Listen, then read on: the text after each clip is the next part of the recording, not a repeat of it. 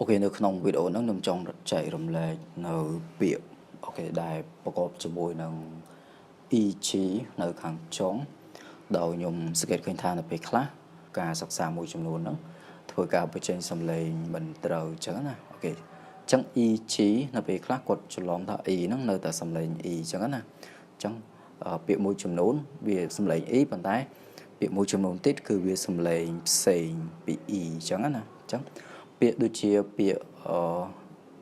នៃជាជើងនៅក្នុងភាសាខ្មែរយើងអូខេ LEG អ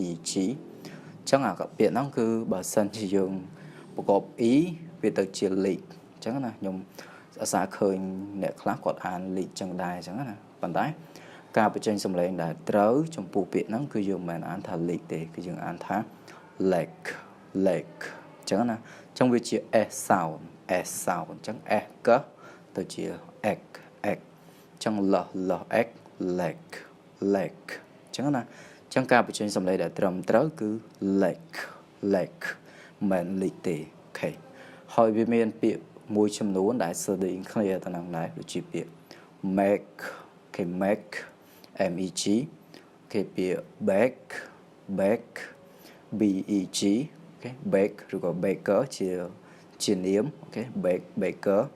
ឬក៏ពាក្យ pack pack ចឹងអាហ្នឹង E ឡើយហ្នឹងសំឡេងវាគឺសំឡេង E គេ E ក X ចឹងឯងចឹងវាទៅជា leg make back ហើយនឹង pack អូខេចឹងឯង